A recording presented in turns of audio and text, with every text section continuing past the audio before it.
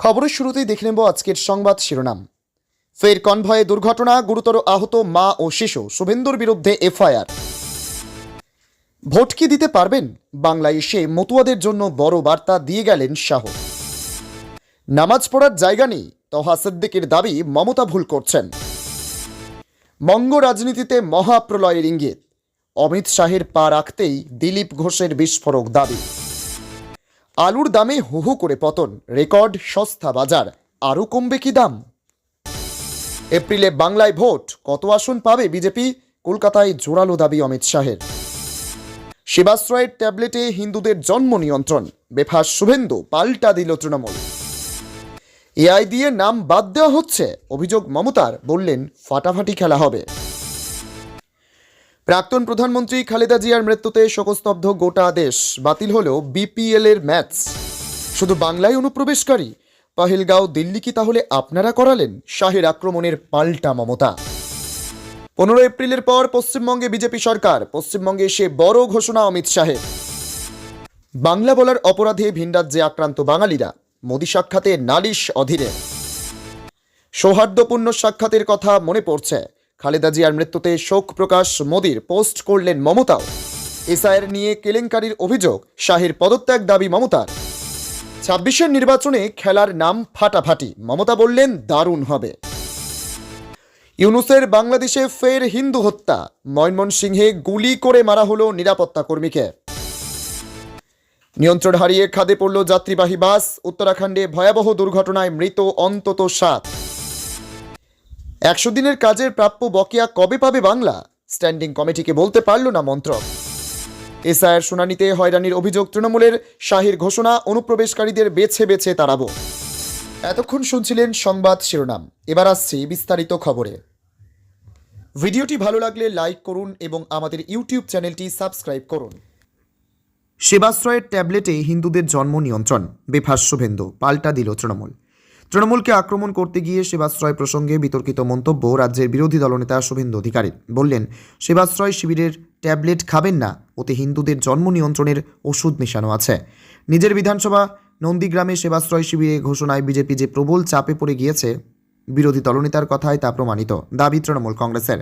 তৃণমূলের সর্বভারতীয় সাধারণ সম্পাদক অভিষেক বন্দ্যোপাধ্যায়ের তৎপরতায় রাজ্যের একাধিক জায়গায় সেবাশ্রয়ের আয়োজন করা হচ্ছে। সেই তালিকায় রয়েছে নন্দীগ্রামও। স্বাভাবিকভাবেই বহু মানুষ সেখানে যাবেন। আমজনতাকে মূলত হিন্দুদের সেবাশ্রয় বিমুখ করতে গিয়ে বেফাস মন্তব্য করে বসলেন শুভেন্দু অধিকারী। নন্দীগ্রামের এক কর্মসূচিতে তিনি বলেন, সেবাশ্রয় শিবিরের ট্যাবলেট খাবেন না, ওতে জন্ম নিয়ন্ত্রণের ওষুধ মেশানো আছে। হিন্দু জনসংখ্যা যাতে বৃদ্ধি না পায়, সেই কারণে সেবাশ্রয় থেকে জন্ম নিয়ন্ত্রণের ট্যাবলেট বিলি করা হবে। তৃণমূল চায় নন্দীগ্রামে হিন্দু ভোটার কমে যাক, যে ওখানে কেউ রক্ত পরীক্ষাও করবেন না। শুভেন্দুর এমন মন্তব্যকে প্রবল চাপে পড়ে প্যানিক রিয়াকশন বলে মন্তব্য করেছেন তৃণমূল কংগ্রেস। দলের তরফে তৃণমূল মুখপাত্র বলেন, বিরোধী দলনেতা যে নন্দীগ্রামে সেবাশ্রয় শিবিরের ঘোষণায় ভয় পেয়েছেন, আগামী ভোটে হারার আতঙ্কে ভুগছেন, এই হাস্যকর মন্তব্য থেকেই তার প্রমাণ মিলছে।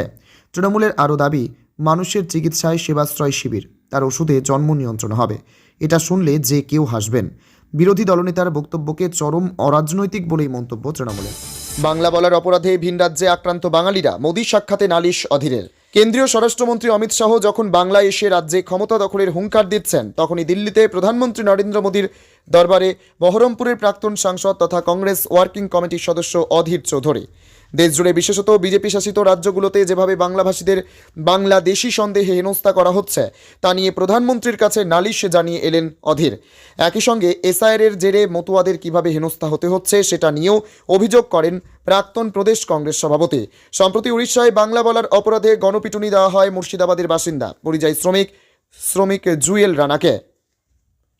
পরবর্তীতে তার মৃত্যু হয়। এই ধরনের আরও নানান ঘটনা ঘটেই চলেছে বিভিন্ন বিজেপি শাসিত রাজ্যে। অধীর উদ্বেগ প্রকাশ করে বলেন, এই ধরনের ঘটনা ঘটতে থাকলে রাজ্যের সাম্প্রদায়িক সম্প্রীতি নষ্ট হতে পারে এবং হিংসার ঘটনা ঘটতে পারে। প্রধানমন্ত্রীকে চিঠি লিখে অধীরের অভিযোগ, এসব পরিযায়ী শ্রমিকদের একমাত্র দোষ, তারা বাংলা ভাষায় কথা বলেন। অধীরের কথায়, বাংলার কিছু অংশে মুসলিম জনসংখ্যা সংখ্যাগরিষ্ঠ, এই এলাকাগুলি বাংলাদেশের সীমান্তবর্তী। দেশের বিভিন্ন প্রান্তে পরিযায়ী শ্রমিকদের ওপর হামলার ঘটনায় এই সব এলাকায় সাম্প্রদায়িক উত্তেজনা বাড়ছে। প্রাক্তন প্রদেশ কংগ্রেস সভাপতি বলছেন, প্রধানমন্ত্রীকে দ্রুত এ বিষয়ে হস্তক্ষেপ করতে হবে। পরিযায়ী শ্রমিকদের প্রতি বৈষম্য, হিংসা এবং নিপীড়নের বিরুদ্ধে সমস্ত রাজ্যের সরকারকে সতর্ক করতে হবে। 15 এপ্রিলের পর পশ্চিমবঙ্গে বিজেপি সরকার। পশ্চিমবঙ্গে এসে বড় ঘোষণা অমিত শাহর। এসআইয়ের আবহে কলকাতায় এসেছেন অমিত শাহ। সোমবার সল্টলেকে বিজেপির কার্যালয়ে রাজ্য নেতৃত্ব ও পশ্চিমবঙ্গের দায়িত্বপ্রাপ্ত বিজেপির কেন্দ্রীয় নেতৃত্বের সঙ্গে বৈঠকও করেন অমিত শাহ। এদিন দুপুরে সাংবাদিক বৈঠকও করেন তিনি। 26শে বিধানসভা ভোট, এর আগে বঙ্গে এসেছেন মোদি। বর্তমানে এসআইআর অনুপ্রবেশ ইস্যু নিয়ে এখন তোলপাড় রাজ্য রাজনীতি। সেই প্রেক্ষাপটে তৃণমূলকে নিশানা করে এদিন অমিত শাহ বলেন, আজ মমতার নেতৃত্বে পুরো বাংলার বিকাশ থমকে মোদির সব যোজনা পুরো দেশে গরিবের উন্নয়ন করছে। এখানে সিন্ডিকেট চলছে। 14 বছর ধরে ভয় ও দুর্নীতি বাংলার পরিচয় হয়ে দাঁড়িয়েছে। বিজেপি সরকারের সংকল্প 15 এপ্রিল 2026-এর পর যখন বিজেপির সরকার হবে তখন বাংলার সংস্কৃতির পুনর্জন্মের চেষ্টা করব। কার্যত শাহের মুখে যেন ভবিষ্যৎবাণী শোনা গেল এদিন। অমিত শাহ বলেন, 26-এর বাংলায় বিজেপির সরকার হবে। এর মজবুত আধার বিজেপির কাছে আছে। 2014-এ 17% ভোট ও 2টো আসন পেয়েছিলাম। যে বিজেপি শুধু 3টে আসনে জিতেছিল তারাই 5 বছর পর 77 আসন জিতেছে। আর কংগ্রেস বিগ জিরো হয়েছে। বামফ্রন্টও একটা আসন পায়নি। আর আমরা প্রধান বিরোধী দল হয়েছে। শুভেন্দু বিরোধী দলনেতা। 2024-এর 12টা আসন পেয়েছি আর 26-এ প্রচণ্ড বহুমতের সঙ্গে বিজেপির সরকার হবে। 24 সালে তৃতীয়বার টানা মোদি প্রধানমন্ত্রী হয়েছে। মহারাষ্ট্র, হরিয়ানা, বিহার, দিল্লিতে বিজেপির সরকার হয়েছে। উড়িষ্যা ও অন্ধ্রপ্রদেশেও বিজেপি বা এনডিএর সরকার হয়েছে। আমার বিশ্বাস 2026-এও বাংলায় বিজেপির সরকার হবে। অমিত শাহের কথায় আমবার বিজেপির সবাই বাংলার মানুষকে আশ্বস্ত করছি এবং কথা দিচ্ছি, মোদির সরকার তৈরির পরই এখানকার গৌরবের পুনরুদ্ধার হবে। দেশের যেখানে যেখানে এনডিএ বিজেপির সরকার আছে এখানে গরিবের উন্নয়নকে প্রাথমিক গুরুত্ব দেব, যাতে অনুপ্রবেশ বন্ধ করা যায়। না শুধু অনুপ্রবেশ আটকাবো, চুন চুন করে ভারত থেকে বের করার কাজ বিজেপি করবে। এসআইয়ের শুনানিতে হয়রানির অভিযোগ তৃণমূলের। শাহের ঘোষণা, অনুপ্রবেশকারীদের বেছে বেছে তাড়াবো। এসআইআর পর্বের শুনানিতে অযথা নাগরিকদের হয়রানির অভিযোগে এই মুহূর্তে সবচেয়ে বেশি সরব রাজ্যের শাসক দল তৃণমূল কংগ্রেস। এ আবহে কলকাতায় 3 দিনের সফরে এসেছেন কেন্দ্রীয় স্বরাষ্ট্রমন্ত্রী অমিত শাহ। মঙ্গলবার সল্টলেকের বিজেপির সদর দপ্তরে সাংবাদিকদের মুখোমুখি হয়ে হয়রানির অভিযোগের পাল্টা দিয়ে বললেন, বেছে বেছে অনুপ্রবেশকারীদের তাড়াবো। আর সেই কারণেই এসআইআর হচ্ছে। কোনো মানুষ তো দূরের কথা, একটি পাখিও গলতে পারবে না, এমনভাবে কড়াভাবে কাজ করা হবে। অনুপ্রবেশকারীদের তাড়ানোর কাজ তৃণমূল সরকার করেনি, পারেওনি। এটা একমাত্র পারে ভারতীয় জনতা পার্টি। ভোটার তালিকার বিশেষ নিবিড় সংশোধনের খসড়া তালিকায় প্রায় 58 লক্ষ ভোটারের নাম বাদ গিয়েছে, কিন্তু এই তালিকায় একজন বাংলাদেশি বা রোহিঙ্গার নাম নেই বলে বারবার দাবি করেছে তৃণমূল। এমনকি দলের সর্বভারতীয় সাধারণ সম্পাদক অভিষেক বন্দ্যোপাধ্যায়ও কটাক্ষের সুরে প্রশ্ন তুলেছেন, কজন বাংলাদেশি রোহিঙ্গার নাম পেলেন? কিন্তু কলকাতায় শাহ বলছেন অন্য কথা। ফের তার অভিযোগ, মমতা বন্দ্যোপাধ্যায় সরকার নিজেদের ভোট ব্যাংক বজায় রাখতে অনুপ্রবেশকারীদের বাধা দেয় না, তাদের বিরুদ্ধে কোনো ব্যবস্থা নেয় না। আর এতে বিভিন্ন জায়গার জনবিন্যাস বদলে যাচ্ছে। সেদিকে নজর নেই। বিজেপি বেছে বেছে অনুপ্রবেশকারীদের দেশ থেকে তাড়াবে। 100 দিনের কাজের প্রাপ্য বকেয়া কবে পাবে বাংলা? স্ট্যান্ডিং কমিটিকে বলতে পারলেও না মন্ত্রক। 100 দিনের কাজ প্রকল্পে বাংলায় বকেয়া টাকা কবে দেওয়া হবে? কেন্দ্রীয় গ্রামোন্নয়ন মন্ত্রকের কাছে জানতে চাইল সংসদীয় কমিটি। এ বিষয়ে মন্ত্রকের আধিকারিকরা স্পষ্ট জবাব এড়িয়ে গিয়ে এটুকুই জানালেন, রাজ্যের সঙ্গে যোগাযোগ রাখা হচ্ছে, খুব শীঘ্রই সমাধান সূত্র মিলবে। মহাত্মার নাম বদল করে রাম নামে প্রকল্প করার পরে সংসদীয় স্থায়ী কমিটির প্রথম বৈঠক বসেছিল সোমবার। সেখানে সরকার আগামী 6 মাসে নতুন জিরামজি আইন বাস্তবায়নের রোড ম্যাপের কথা বললেও বিরোধীরা একে গ্রামীণ কর্মসংস্থানের ওপর পরিকল্পিত আঘাত বলে তীব্র সমালোচনা করেছেন বলেই জানা গিয়েছে। সূত্রের খবর, বৈঠকে একাধিক বিরোধী সাংসদ অভিযোগ করেছেন, এখনও লক্ষ লক্ষ শ্রমিকের মনরেগার মজুরি বকেয়া রয়েছে, অথচ তার নিষ্পত্তি না করেই সরকার নতুন আইনের প্রচারে ব্যস্ত। সেই সময়েই কমিটির চেয়ারম্যান তথা কংগ্রেস সাংসদ সপ্তগিরি উল্কা বৈঠকে উপস্থিত কেন্দ্রীয় গ্রামোন্নয়ন দপ্তরের আধিকারিকদের কাছ থেকে জানতে চান, মনরেগায় বাংলায় যে টাকা বকেয়া রয়েছে তা কবে দেওয়া হবে। তাতে আধিকারিকদের পক্ষ থেকে জবাব এড়িয়ে বলা হয়, বাংলার রাজ্য সরকারের সঙ্গে এ বিষয়ে যোগাযোগ রাখা হচ্ছে, আশা করছি তাড়াতাড়ি সবকিছু মিটে যাবে। বাংলাতে শুধু অনুপ্রবেশকারী হলে পেহেলগাঁওয়ে আর দিল্লিতে হামলা তোমরা চালালে, বিজেপিকে নিশানা মমতার। এসআইআর নিয়ে রাজনৈতিক চাপানোতরের মধ্যেই বাংলায় এসেছেন কেন্দ্রীয় স্বরাষ্ট্রমন্ত্রী অমিত শাহ। আর সেই এসআইআর প্রক্রিয়া নিয়ে মঙ্গলবার বাঁকুড়ার বড়জোড়া থেকে বিজেপিকে তীব্র আক্রমণ করলেন তৃণমূল সুপ্রিমো মমতা বন্দ্যোপাধ্যায়। বিজেপির দাবি এসআইআর এর ফলে অনুপ্রবেশকারী রোহিঙ্গাদের নাম বাদ যাবে। আর এই নিয়েই এদিন মমতা প্রশ্ন তোলেন, শুধু বাংলায় অনুপ্রবেশকারী থাকলে পেহেলগাঁও ও দিল্লিতে হামলা তোমরা চালালে, কেন তাড়াহুড়ো করে 2 মাসে এসআইআর করা হচ্ছে, সেই প্রশ্নও তোলেন তৃণমূল সুপ্রিমো। আর মাস 4 পর রাজ্যের বিধানসভা নির্বাচন নির্ঘণ্ট ঘোষণা না হলেও রাজনৈতিক পারদ চড়ছে। এ আবহে এদিন বড়জোড়ার বীরসিংহপুর ময়দানে জনসভা করেন মমতা। আর সেখানে বক্তব্য রাখতে গিয়ে প্রথমে গত 14 বছরে তৃণমূলের উন্নয়নের খতিয়ান তুলে ধরেন তিনি। বলেন, মাওবাদী আতঙ্কে একসময় বাঁকুড়ায় আসতে ভয় পেতেন পর্যটকরা। বাঁকুড়া জেলার পড়ুয়াদের ভালো ফলের কথা উল্লেখ করেন। এরপরেই এসআইআর নিয়ে বিজেপিকে নিশানা করেন তৃণমূল সুপ্রিমো। কেন্দ্রীয় স্বরাষ্ট্রমন্ত্রী অমিত শাহ বাংলায় এসেছেন, নাম না করে তাকে নিশানা করেন মমতা। বলেন, বাংলাতেই নাকি শুধু অনুপ্রবেশকারী, কাশ্মীরে নাকি নেই। তাই যদি সত্যি হয়, একটা প্রশ্নের উত্তর চাই, পেহেলগাঁও কি আপনারা করলেন? দিল্লিতে কিছুদিন আগে যে ঘটনা ঘটল, অনুপ্রবেশকারী বাংলা ছাড়া নাকি কোথাও নেই, তাহলে কি আপনারা করলেন? এসআইআরে এখনও পর্যন্ত 58 থেকে 60 জন মানুষ মারা গিয়েছেন বলে মন্তব্য করেন তৃণমূল সুপ্রিমো। এ নিয়ে নির্বাচন কমিশনকে নিশানা করেন। বিভিন্ন রাজ্যে পরিযায়ী শ্রমিকদের ওপর অত্যাচার নিয়েও সরব হন তৃণমূল সুপ্রিমো। বঙ্গ রাজনীতিতে মহাপ্রলয়ের ইঙ্গিত, অমিত শাহের পা রাখতেই দিলীপ ঘোষের বিস্ফোরক দাবি। পশ্চিমবঙ্গের আসন্ন বিধানসভা নির্বাচনকে কেন্দ্র করে উত্তপ্ত হয়ে উঠেছে রাজ্য রাজনীতি। এই আবহে সোমবার বিজেপি নেতা দিলীপ ঘোষ এক বিস্ফোরক মন্তব্য করে দাবি করেছেন, রাজ্যের মানুষ এবার বড়সড় পরিবর্তনের জন্য সম্পূর্ণ প্রস্তুত। আগামী নির্বাচন বাংলার ভবিষ্যতের জন্য অত্যন্ত গুরুত্বপূর্ণ হতে চলেছে বলে মনে করছেন তিনি।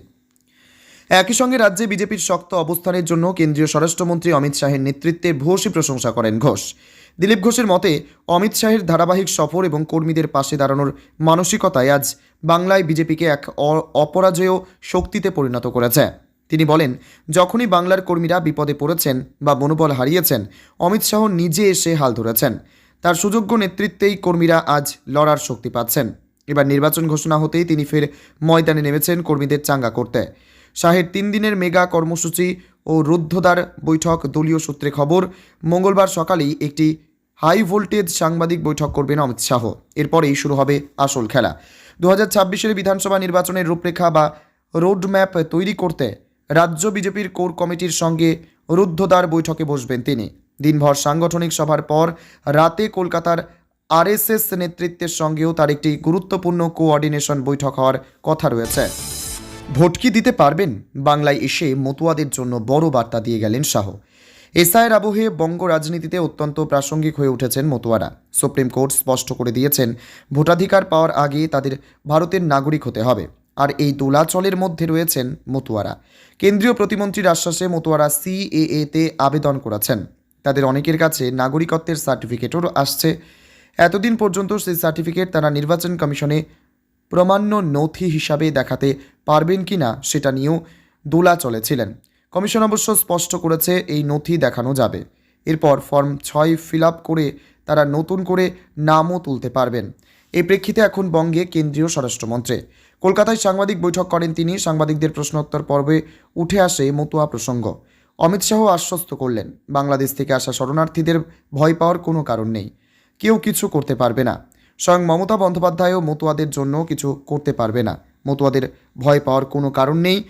সুপ্রিম কোর্টের প্রধান বিচারপতি সূর্যকান্ত ও বিচারপতি জয়মাল্য বাগচির বেঞ্চ জানিয়ে দেয়, নাগরিকত্বের আবেদন করলেই ভোটার লিস্টে নাম তোলা যাবে না। অর্থাৎ প্রথমে নাগরিক হতে হবে, তারপর তারা ভোটাধিকার পাবেন। পশ্চিমবঙ্গে মতুয়া সম্প্রদায়ের মোট জনসংখ্যা 2.5 থেকে 3.25 কোটি। ইউনূসের বাংলাদেশে ফের হিন্দু হত্যা। ময়মনসিংহে গুলি করে মারা হলো নিরাপত্তা কর্মীকে। ইউনূসের বাংলাদেশে আরও এক হিন্দু ব্যক্তি খুন। ময়মনসিংহের ভালুকায় একটি পোশাক কারখানার ভেতরে নিরাপত্তা কর্মীর দায়িত্বে ছিলেন 42 বছরের বোজেন্দ্র বিশ্বাস। এক সহকর্মী নিরাপত্তা কর্মী তাকে গুলি করে হত্যা করেছেন বলে অভিযোগ। গত 2 সপ্তাহে পদ্মাপাড়ে এই নিয়ে তৃতীয় সংখ্যালঘু খুনের ঘটনা সামনে এলো। অভিযুক্ত আনসার সদস্য নোমান মিয়াকে গ্রেপ্তার করেছে পুলিশ। উল্লেখ্য, আনসার হলো বাংলাদেশের একটি আধা সামরিক বাহিনী। সোমবার সন্ধে 6:45 নাগাদ ভালুকা উপজেলার মেহরাবাড়ি এলাকায় লাবিব গ্রুপের মালিকানাধীন সুলতানা সোয়েটার্স লিমিটেড কারখানায় এই হত্যাকাণ্ড ঘটে। বোজেন্দ্র বিশ্বাস বাংলাদেশের আধা সামরিক বাহিনী আনসারের সদস্য ছিলেন। বোজেন্দ্র এবং খুনে অভিযুক্ত নোমান মিয়া একই কারখানার নিরাপত্তার দায়িত্বে ছিলেন। পুলিশ এবং প্রত্যক্ষদর্শীদের বয়ান অনুযায়ী কারখানার ভেতরে দুই নিরাপত্তা কর্মীর মধ্যে কথাবার্তা চলছিল। একসময় মজা করছেন এমন কায়দায় ব্রজেন্দ্রর দিকে লাইসেন্সপ্রাপ্ত শটগান তাক করেন নোমান। এরপর গুলি চলার শব্দ হয়, ব্রজেন্দ্রর বাঁ পায়ের উরুতে গুলি লাগে। দ্রুত তাকে হাসপাতালে নিয়ে যাওয়া হয়, যদিও চিকিৎসকরা জানান ইতিমধ্যেই আনসার সদস্যের মৃত্যু হয়েছে। নিয়ন্ত্রণ হারিয়ে খাদে পড়ল যাত্রীবাহী বাস। উত্তরাখণ্ডে ভয়াবহ দুর্ঘটনায় মৃত অন্তত 7। ভয়াবহ পথ দুর্ঘটনা উত্তরাখণ্ডে নিয়ন্ত্রণ হারিয়ে গভীর খাদে গিয়ে পড়ল যাত্রীবাহী বাস। ঘটনায় এখনও পর্যন্ত 7 জনের মৃত্যুর খবর পাওয়া গিয়েছে। আহতের সংখ্যা কমপক্ষে 12। ঘটনায় শোক প্রকাশ করেছেন উত্তরাখণ্ডের মুখ্যমন্ত্রী পুষ্কর সিং ধামি। পুলিশ সূত্রে খবর, মঙ্গলবার সকালে 18 থেকে 19 জন যাত্রী নিয়ে বাসটি নৈনিতালের রামনগর থেকে আলমোড়ার দ্বারহাটার উদ্দেশ্যে রওনা দিয়েছিল, কিন্তু ভিকিয়াসৈন এলাকার কাছে আসতেই বাসটি নিয়ন্ত্রণ হারিয়ে পাশের একটি খাদে আছড়ে পড়ে। বিকট শব্দ শুনে ছুটে আসেন স্থানীয় বাসিন্দারা। হাত লাগান উদ্ধার কাজে। খবর পেয়ে তড়িঘড়ি ঘটনাস্থলে পৌঁছায় পুলিশ এবং উদ্ধারকারী দল। ভয়াবহ এই দুর্ঘটনায় অন্তত 7 জনের মৃত্যু হয়েছে।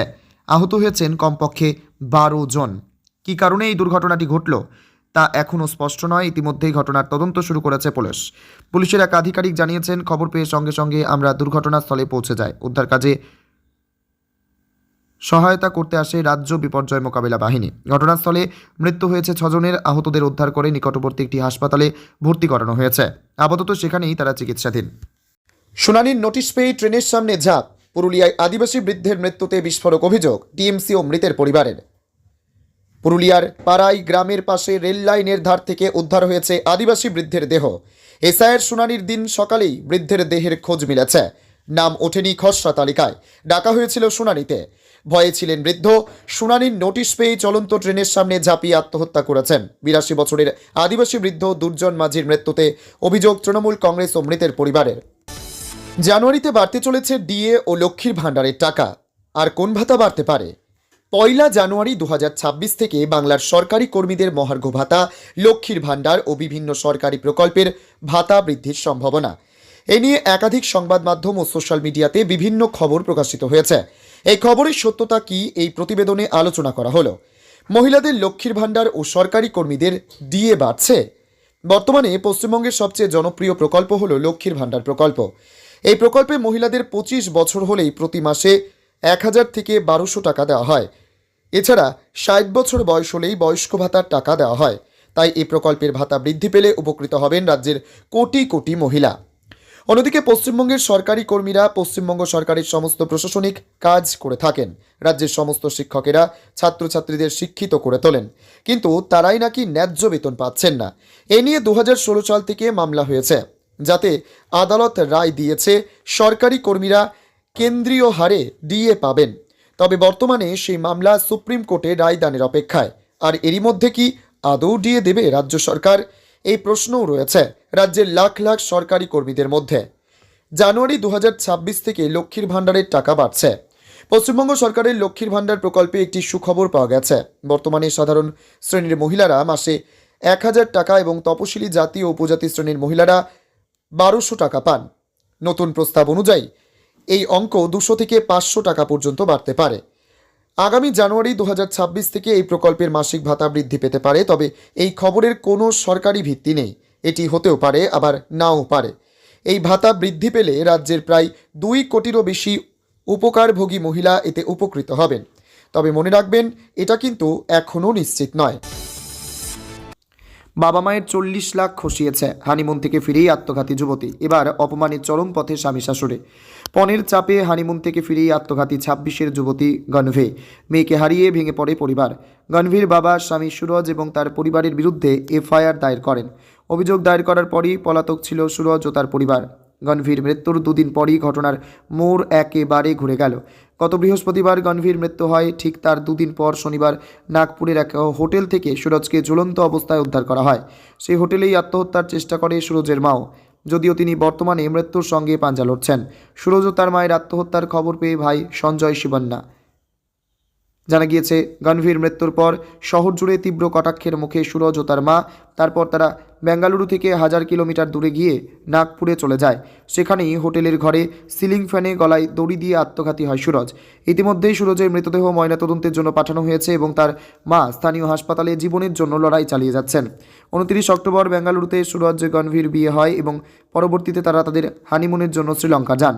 তবে সেখানে গিয়েও ঝগড়া হলেও তারা সময়ের আগে সেখান থেকে চলে আসে এবং গত সপ্তাহে তারা বেঙ্গালুরুতে ফিরে আসেন।